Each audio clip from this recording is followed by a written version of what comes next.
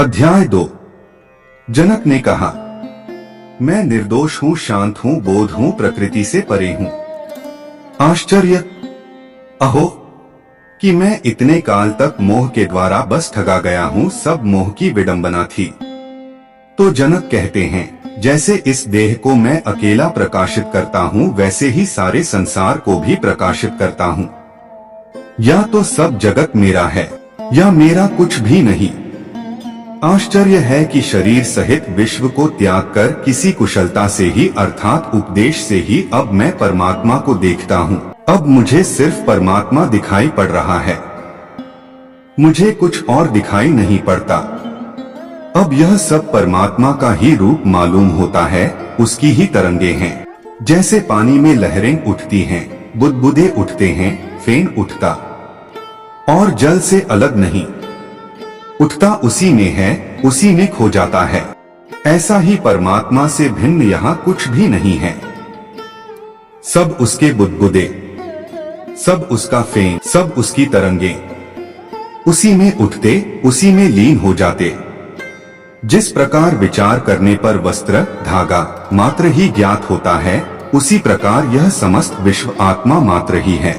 जिस प्रकार गन्ने के रस से बनी शक्कर उससे ही व्याप्त होती है, उसी प्रकार यह विश्व मुझसे ही बना है और निरंतर मुझ में ही व्याप्त है। आत्मा अज्ञानवश ही विश्व के रूप में दिखाई देती है, आत्मज्ञान होने पर यह विश्व दिखाई नहीं देता है। रस्सी अज्ञानवश सर्प जैसी दिखाई देती है, रस्सी का ज्ञान हो जाने पर सर्प दिखाई नहीं देता है। प्रकाश मेरा स्वरूप है, इसके अतिरिक्त मैं कुछ और नहीं हूँ। वह प्रकाश जैसे इस विश्व को प्रकाशित करता है, वैसे ही इस मैं भाव को भी। आश्चर्य! यह कल्पित विश्व अज्ञान से मुझ में दिखाई देता है, जैसे सीप में चांदी, रस्सी में सर्प और सूर्य किरणों में पानी। मुझसे उत्पन्न हुआ विश्व मुझ में ही विलीन हो जाता है, जैसे घड़ा मिट्टी में, लहर जल में और कड़ा सोने में विलीन हो जाता है। आश्चर्य है! मुझको नमस्कार है, समस्त विश्व के नष्ट हो जाने पर भी जिसका विनाश नहीं होता, जो तृण से ब्रह्मा तक सबका विनाश होने पर भी विद्यमान रहता है। आश्चर्य है! मुझको नमस्कार है, मैं एक हूँ, शरीर वाला होते हुए भी जो न कहीं जाता है और न कहीं आता है और समस्त विश्व को व्याप्त करके स्थित है। आश्चर्य है! मुझको नमस्कार है, मैं एक हूँ, शरीर वाला होते हुए भी जो न कहीं जाता है और न कहीं आता है और समस्त विश्व को व्याप्त करके स्थित है।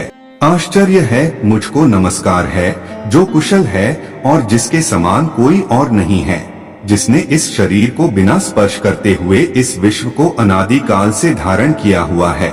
आश्चर्य है! मुझको नमस्कार है, जिसका यह कुछ भी नहीं है अथवा जो भी वाणी और मन से समझ में आता है, वह सब जिसका है।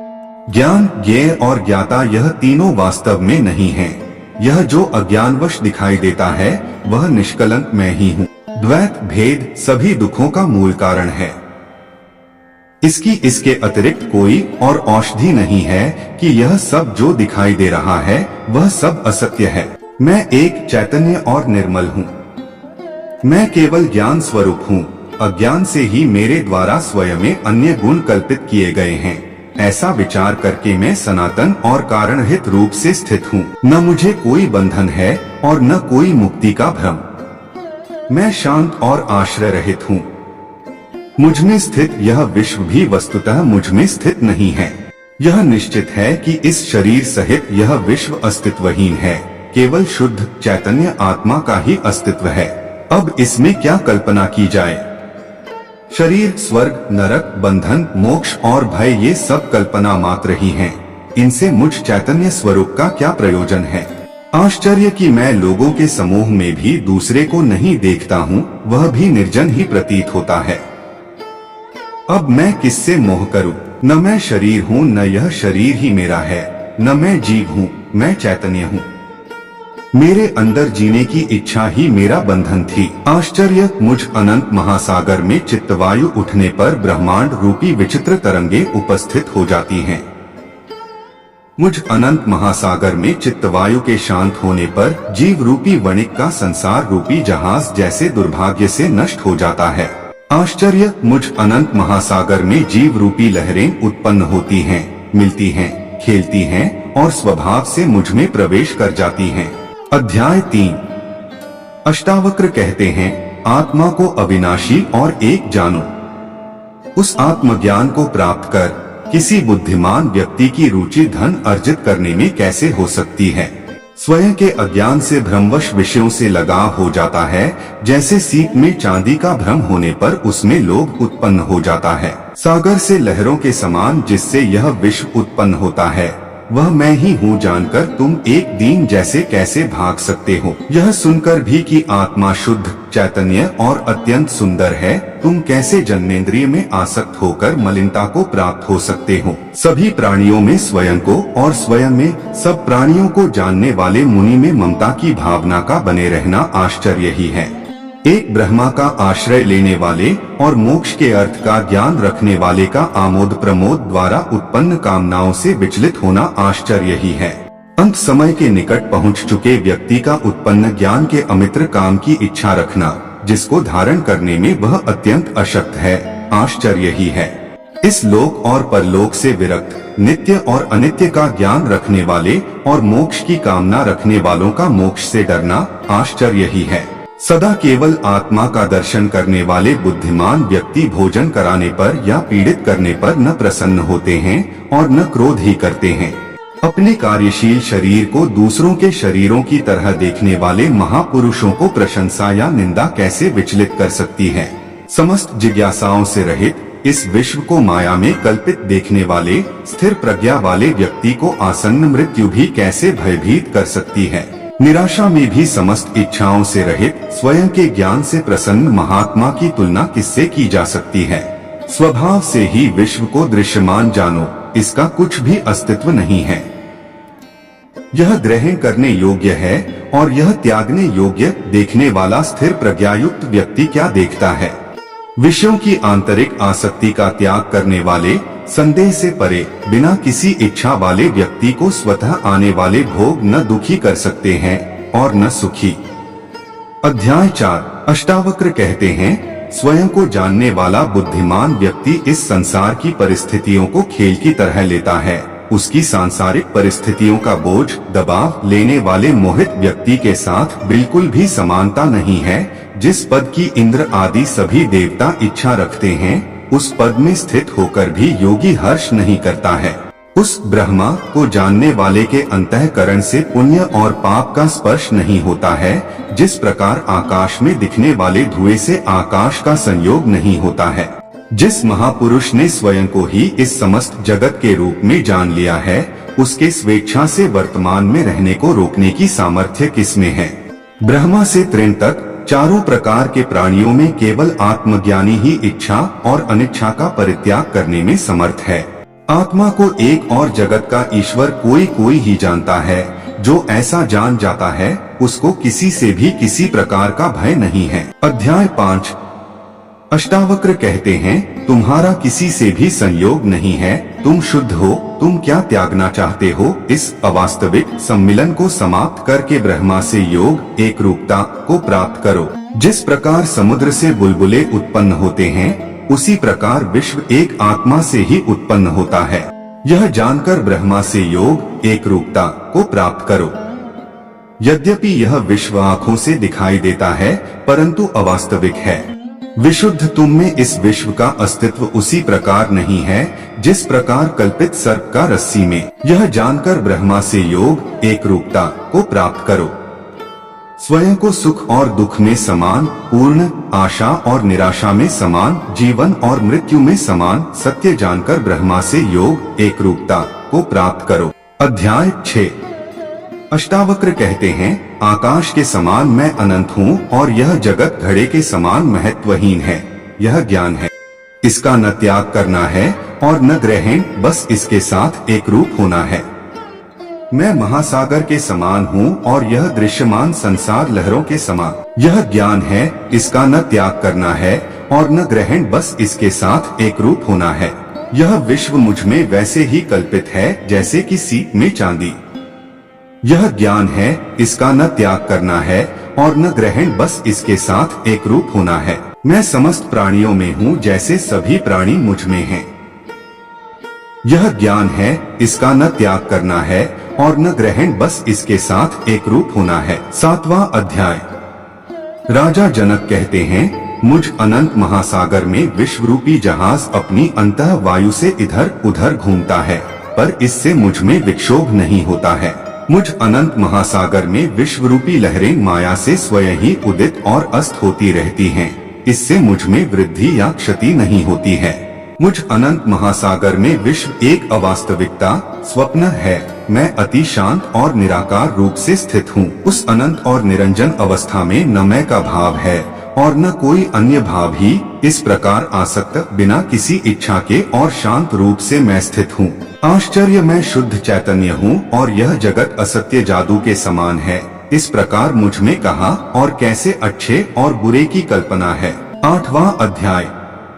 श्री अष्टावक्र कहते हैं, तब बंधन है जब मन इच्छा करता है, शोक करता है, कुछ त्याग करता है, कुछ ग्रहण करता है, कभी प्रसन्न होता है या कभी क्रोधित होता है।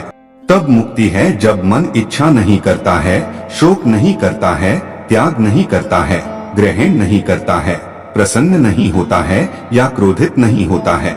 तब बंधन है जब मन किसी भी दृश्यमान वस्तु में आसक्त है। तब मुक्ति है जब मन किसी भी दृश्यमान वस्तु में आसक्ति रहित है। जब तक मैं या मेरा का भाव है तब तक बंधन है, जब मैं या मेरा का भाव नहीं है तब मुक्ति है। यह जानकर न कुछ त्याग करो और न कुछ ग्रहण ही करो। अष्टावक्र गीता 9वां अध्याय। श्री अष्टावक्र कहते हैं, यह कार्य करने योग्य है अथवा न करने योग्य, और ऐसे ही अन्य द्वंद्व हाँ या न रूपी संशय कब और किसके शांत हुए हैं। ऐसा विचार करके विरक्त उदासीन हो जाओ, त्यागवान बनो, ऐसे किसी नियम का पालन न करने वाले बनो। हे पुत्र, इस संसार की व्यर्थ चेष्टा को देखकर किसी धन्य पुरुष की ही जीने की इच्छा, भोगों के उपभोग की इच्छा और भोजन की इच्छा शांत हो पाती है। यह सब अनित्य है। 3 प्रकार के कष्टों दैहिक, दैविक और भौतिक से घिरा है, सारहीन है, निंदनीय है, त्याग करने योग्य है। ऐसा निश्चित करके ही शांति प्राप्त होती है। ऐसा कौन सा समय अथवा उम्र है जब मनुष्य के संशय नहीं रहे हैं। अतः संशयों की उपेक्षा करके अनायास सिद्धि को प्राप्त करो। महर्षियों, साधुओं और योगियों के विभिन्न मतों को देखकर कौन मनुष्य वैराग्यवान होकर शांत नहीं हो जाएगा। चैतन्य का साक्षात ज्ञान प्राप्त करके कौन वैराग्य और समता से युक्त कौन गुरु जन्म और मृत्यु के बंधन से तार नहीं देगा। तत्वों के विकार को वास्तव में उनकी मात्रा के परिवर्तन के रूप में देखो। ऐसा देखते ही उसी क्षण तुम बंधन से मुक्त होकर अपने स्वरूप में स्थित हो जाओगे। इच्छा ही संसार है, ऐसा जानकर सबका त्याग कर दो। उस त्याग से इच्छाओं का त्याग हो जाएगा और तुम्हारी यथारूप अपने स्वरूप में स्थिति हो जाएगी। 10वां अध्याय। श्री अष्टावक्र कहते हैं, कामना और अनर्थों के समूह धन रूपी शत्रुओं को त्याग दो। इन दोनों के त्याग रूपी धर्म से युक्त होकर सर्वत्र विरक्त उदासीन हो जाओ। मित्र, जमीन, कोषागार, पत्नी और अन्य संपत्तियों को स्वप्न की माया के समान 3 या 5 दिनों में नष्ट होने वाला देखो। जहाँ जहाँ आसक्ति हो उसको ही संसार जानो। इस प्रकार परिपक्व वैराग्य के आश्रय में तृष्णारहित होकर सुखी हो जाओ। तृष्णा कामना मात्र ही स्वयं का बंधन है, उसके नाश को मोक्ष कहा जाता है। संसार में अनासक्ति से ही निरंतर आनंद की प्राप्ति होती है। तुम एक अद्वितीय चेतन और शुद्ध हो तथा यह विश्व अचेतन और असत्य है। तुमने अज्ञान का लेश मात्र भी नहीं है और जानने की इच्छा भी नहीं है। पूर्व जन्मों में बहुत बार तुम्हारे राज्य, पुत्र, स्त्री, शरीर और सुखों का तुम्हारी आसक्ति होने पर भी नाश हो चुका है। पर्याप्त धन, इच्छाओं और शुभ कर्मों द्वारा भी इस संसार रूपी माया से मन को शांति नहीं मिली। कितने जन्मों में शरीर, मन और वाणी से दुख के कारण कर्मों को तुमने नहीं किया। अब उनसे उपरत विरक्त हो जाओ। 11वां अध्याय। श्री अष्टावक्र कहते हैं, भाव सृष्टि, स्थिति और अभाव, प्रलय, मृत्यु रूपी विकार स्वाभाविक हैं। ऐसा निश्चित रूप से जानने वाला विकार रहित, दुख रहित होकर सुख पूर्वक शांति को प्राप्त हो जाता है। ईश्वर सबका सृष्टा है, कोई अन्य नहीं। ऐसा निश्चित रूप से जानने वाले की सभी आंतरिक इच्छाओं का नाश हो जाता है। वह शांत पुरुष सर्वत्र आसक्ति रहित हो जाता है। संपत्ति सुख और विपत्ति दुख का समय प्रारब्धवश पूर्वकृत कर्मों के अनुसार है, ऐसा निश्चित रूप से जानने वाला संतोष और निरंतर संयमित इंद्रियों से युक्त हो जाता है। वह न इच्छा करता है और न शोक। सुख दुख और जन्म मृत्यु प्रारब्धवश पूर्वकृत कर्मों के अनुसार हैं, ऐसा निश्चित रूप से जानने वाला, फल की इच्छा न रखने वाला, सरलता से कर्म करते हुए भी उनसे लिप्त नहीं होता है। चिंता से ही दुख उत्पन्न होते हैं, किसी अन्य कारण से नहीं, ऐसा निश्चित रूप से जानने वाला चिंता से रहित होकर सुखी, शांत और सभी इच्छाओं से मुक्त हो जाता है। न मैं यह शरीर हूँ और न यह शरीर मेरा है, मैं ज्ञान स्वरूप हूँ, ऐसा निश्चित रूप से जानने वाला जीवन मुक्ति को प्राप्त करता है। वह किए हुए भूतकाल और न किए हुए भविष्य के कर्मों का स्मरण नहीं करता है। तृण से लेकर ब्रह्मा तक सब कुछ मैं ही हूँ, ऐसा निश्चित रूप से जानने वाला विकल्प कामना रहित, पवित्र, शांत और प्राप्त से आसक्ति रहित हो जाता है। अनेक आश्चर्यों से युक्त यह विश्व अस्तित्वहीन है, ऐसा निश्चित रूप से जानने वाला इच्छा रहित और शुद्ध अस्तित्व हो जाता है। वह अपार शांति को प्राप्त करता है। 12वां अध्याय। श्री जनक कहते हैं, पहले मैं शारीरिक कर्मों से निरपेक्ष उदासीन हुआ, फिर वाणी से निरपेक्ष उदासीन हुआ, अब चिंता से निरपेक्ष उदासीन होकर अपने स्वरूप में स्थित हूँ। शब्द आदि विषयों में आसक्ति रहित होकर और आत्मा के दृष्टि का विषय न होने के कारण मैं निश्चल और एकाग्र हृदय से अपने स्वरूप में स्थित हूँ। अध्यास, असत्य ज्ञान आदि असामान्य स्थितियों और समाधि को एक नियम के समान देखते हुए मैं अपने स्वरूप में स्थित। हे ब्रह्मा को जानने वाले, छोड़ने योग्य और संग्रहणीय से दूर होकर और सुख दुख के अभाव में मैं अपने स्वरूप में स्थित हूँ। आश्रम अनाश्रम, ध्यान और मन द्वारा स्वीकृत और निषिद्ध नियमों को देखकर मैं अपने स्वरूप में स्थित हूँ। कर्मों के अनुष्ठान रूपी अज्ञान से निवृत्त होकर और तत्व को सम्यक रूप से जानकर मैं अपने स्वरूप में स्थित हूँ। अचिंत्य के संबंध में विचार करते हुए भी विचार पर ही चिंतन किया जाता है, अतः उस विचार का भी परित्याग करके मैं अपने स्वरूप में स्थित हूँ। जो इस प्रकार से आचरण करता है वह कृतार्थ मुक्त हो जाता है, जिसका इस प्रकार का स्वभाव है वह कृतार्थ मुक्त हो जाता। 13वां अध्याय। श्री जनक कहते हैं, कुछ अपना न होने की सहजता केवल लंगोटी पहनने पर भी मुश्किल से प्राप्त होती है, अतः त्याग और संग्रह की प्रवृत्तियों को छोड़कर सभी स्थितियों में मैं सुखपूर्वक विद्यमान। शारीरिक दुख भी कहाँ अर्थात नहीं है, वाणी के दुख भी कहाँ है, वहाँ मन भी कहाँ है। सभी प्रयत्नों को त्याग कर सभी स्थितियों में मैं सुखपूर्वक विद्यमान हूँ। किए हुए किसी भी कार्य का वस्तुतः कोई अस्तित्व नहीं है, ऐसा तत्व पूर्वक विचार करके जब जो भी कर्तव्य है उसको करते हुए सभी स्थितियों में मैं सुखपूर्वक विद्यमान हूँ। शरीर भाव में स्थित योगियों के लिए कर्म और अकर्म रूपी बंधनकारी भाव होते हैं, पर संयोग और वियोग की प्रवृत्तियों को छोड़कर सभी स्थितियों में मैं सुखपूर्वक विद्यमान हूँ। श्रम, गति, शयन, बैठने, चलने और स्वप्न में वस्तुतः मेरे लाभ और हानि नहीं है, अतः सभी स्थितियों में मैं सुखपूर्वक विद्यमान हूँ। में मेरी हानि नहीं है और उद्योग अथवा अनुद्योग में मेरा लाभ नहीं है, अतः हर्ष और शोक की प्रवृत्तियों को छोड़कर सभी स्थितियों में मैं सुखपूर्वक विद्यमान हूँ। दुख आदि स्थितियों के क्रम से आने के नियम पर बार बार विचार करके शुभ और अशुभ की प्रवृत्तियों को छोड़कर सभी स्थितियों में मैं सुखपूर्वक विद्यमान हूँ। 14वां अध्याय। श्री जनक कहते हैं, जो स्वभाव से ही विचार शून्य है और शायद ही कभी कोई इच्छा करता है, वह पूर्व स्मृतियों से उसी प्रकार मुक्त हो जाता है जैसे कि नींद से जागा हुआ व्यक्ति अपने सपनों से। जब मैं कोई इच्छा नहीं करता तब मुझे धन, मित्रों, विषयों, शास्त्रों और विज्ञान से क्या प्रयोजन है। साक्षी पुरुष रूपी परमात्मा या ईश्वर को जानकर मैं बंधन और मोक्ष से निरपेक्ष हो गया हूँ और मुझे मोक्ष की चिंता भी नहीं है। आंतरिक इच्छाओं से रहित, बाह्य रूप में चिंतारहित आचरण वाले, प्रायः मत पुरुष जैसे ही दिखने वाले प्रकाशित पुरुष अपने जैसे प्रकाशित पुरुषों द्वारा ही पहचाने जा सकते हैं। 15वां अध्याय। श्री अष्टावक्र कहते हैं, सात्विक बुद्धि से युक्त मनुष्य साधारण प्रकार के उपदेश से भी मुक्त हो जाता है, परंतु ऐसा न होने पर, आजीवन जिज्ञासु होने पर भी परब्रह्म का यथार्थ ज्ञान नहीं होता है। विषयों से उदासीन होना मोक्ष है और विषयों में रस लेना बंधन है। ऐसा जानकर तुम्हारी जैसी इच्छा हो वैसा ही करो। वाणी, बुद्धि और कर्मों से महान कार्य करने वाले मनुष्यों को तत्वज्ञान शांत, स्तब्ध और कर्म न करने वाला बना देता है। अतः सुख की इच्छा रखने वाले इसका त्याग कर देते हैं। न तुम शरीर हो और न यह शरीर तुम्हारा है, न ही तुम भोगने वाले अथवा करने वाले हो। तुम चैतन्य रूप हो, शाश्वत साक्षी हो, इच्छा रहित हो, आत्म सुखपूर्वक रहो। राग प्रियता और द्वेष अप्रियता मन के धर्म हैं और तुम किसी भी प्रकार से मन नहीं हो। तुम कामना रहित हो, ज्ञान स्वरूप हो, विकार रहित हो, अतः सुखपूर्वक रहो। समस्त प्राणियों को स्वयं में और स्वयं को सभी प्राणियों में स्थित जानकर अहंकार और आसक्ति से रहित होकर तुम सुखी हो जाओ। इस विश्व की उत्पत्ति तुमसे उसी प्रकार होती है जैसे कि समुद्र से लहरों की, इसमें संदेह नहीं है। तुम चैतन्य स्वरूप हो, अतः चिंता रहित हो जाओ।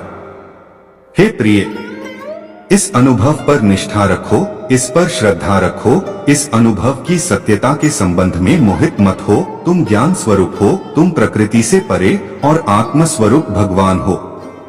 गुणों से निर्मित यह शरीर स्थिति, जन्म और मरण को प्राप्त होता है।